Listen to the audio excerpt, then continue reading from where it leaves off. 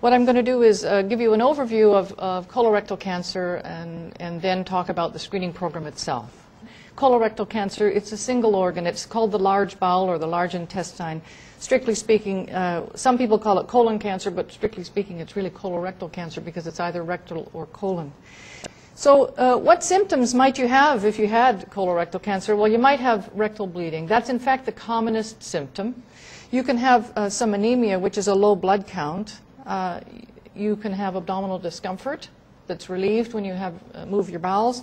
And you might have a change in bowel habit. You used to move your bowels every day, and now you're having more trouble and you're skipping days. But the real key here is all of these symptoms are completely nonspecific. There are many other causes of these. Rectal bleeding can be caused by hemorrhoids. Anemia can be caused by many other causes, and so can abdominal discomfort. So we can't rely on the presence of these symptoms to trigger investigation to see if you have colorectal cancer.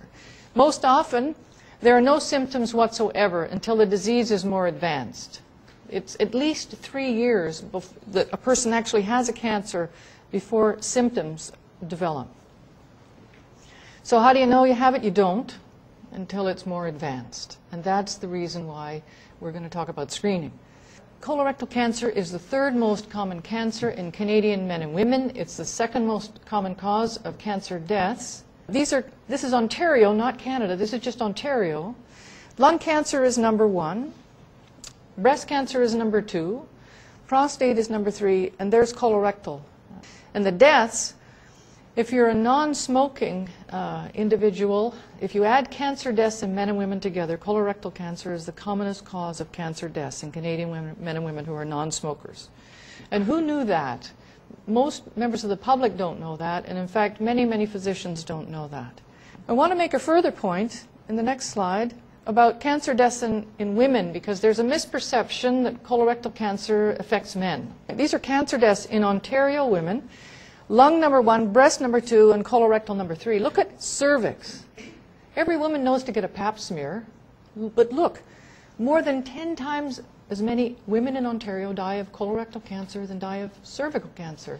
The next slide shows the lifetime risk, and this is the lifetime risk of developing colorectal cancer in Canadian men and women, and you can see from the numbers that it's roughly the same. It's roughly 6%. So this is the graph that shows that as we reach the age of 50 and older, our risk goes up. Note that the risk under the age of 50 is not 0. About 7% of people with a new diagnosis are under the age of 50, but 93% are over the age of 50. That's why screening should start at the age of 50. It's based on this evidence. So often we talk to a person who's been diagnosed with colorectal cancer and they say, well, gee, nobody in my family had any trouble with the bowels. I never heard of any colon cancer in my family. Why did I get it? And the answer is 75% of people with a new diagnosis of colorectal cancer, it's what we call sporadic. All that means is it's out of the blue. It comes out of the blue, we don't know why. So-called average risk. 15 to 20% of people with a new diagnosis will have a family history of the disease. They'll have a parent or a grandparent or an aunt or an uncle. So 75 plus 20 is 95. For the smaller percentages at the top, the FAP and the HNPCC are important, but far less common hereditary polyp-forming conditions. And the 1% is chronic inflammatory bowel disease. This is the well-known adenoma-carcinoma sequence. It's the polyp cancer sequence, and this is how we believe most colon cancers arise. This is the normal lining of the colon on the left, and the cells can grow, and a polyp can develop, which just looks like a grape on a stalk. And then over time, the polyp can enlarge, and a cancer may develop in the polyp. Now, not all polyps become cancers, but by far and away the majority of cancers arise in these polyps. So it's a very important thing that when we find these polyps, we remove them all. So that's about the burden of disease, and basically the burden of disease in Canada is among the highest in the world. Evidence for screening. There's abundant evidence that screening works. It saves lives. And this evidence is not new. We've had it since about the 1990s. And there's a little complexity to colorectal screening. There's not just one test. So for breast cancer, it's a mammogram, right? For cervical cancer, it's a pap. The thing with colorectal is it's slightly more complicated because we have more than one type of screening test. But the strongest evidence is for testing the feces or testing the stool for microscopic blood. There's evidence also to support sigmoidoscopy, and I'll show you that. And there's the weakest evidence of all is for colonoscopy, and I'll just show you that. So just to remind us all that screening is doing the test when everything's fine. Everything works. There's no bleeding. The bowels are working fine. That's what screening is. It's not doing a test because you have some problems or symptoms. Screening is doing the test when everything works fine. And the next slide. So this is the so-called fecal occult blood test, or FOBT, and this is important because this is the test that is the backbone of Ontario's colorectal screening program. What is it? You do it at home. It detects microscopic blood in the stool. How good is it? It detects about 50% of cancers. If it's positive, you're advised to have a colonoscopy, because if it's positive, there's about a 10% chance you have a cancer. Really important to get a colonoscopy. If it's negative, you repeat it again in 1 year or in 2 years. And repeat it in that way, it detects about half the cancers. Sigmoidoscopy is a test where we look inside the rectum and lower part of the colon with a tube with a light. It's an easier test than a colonoscopy. It's done in the office. There's no sedation. It can be done by non-physicians appropriately trained.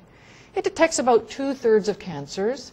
If you have a sigmoidoscopy and it's negative, it should be repeated in 5 years. So there's very strong evidence to support the fecal occult blood test and this flexible sigmoidoscopy. The next one is colonoscopy. Colonoscopy, we have the weakest evidence at the moment. There's never been a very rigorous study of colonoscopy. But colonoscopy is, if it's negative, it needs to be repeated in 10 years. It's not perfect. It detects probably about 95% of cancers. The downsides to colonoscopy, there is a risk of perforation. You have to take 2 days off work because you have to prep your bowel and then come for the procedure and be sedated. It's more arduous. So it's not like most of the screening tests that we do. When you think about a PAP, which is an office test, or a mammogram, this is a more invasive type of test. But there's no question if you have a positive sigmoidoscopy or a positive fecal occult blood test that you need to have a colonoscopy. So that's the evidence for screening. It's a bulletproof case for screening. We're just not applying the tests. So now a little bit about Ontario's screening program. So what is the screening program? Well, it's fecal occult blood testing for people at average risk. So that's 50 years and older with no symptoms at all and no family history. It's FOBT. But if you have one or more first-degree relatives, a first-degree relative is a brother or sister or a parent, or far less commonly a child. If you have a first-degree relative, it's colonoscopy that's recommended, not fecal occult blood testing, because you're at increased risk. It's our mission here to change this and reduce the number of people who are diagnosed with advanced disease by implementing this organized screening program, and we look forward to all of your help and support with this. Thank you.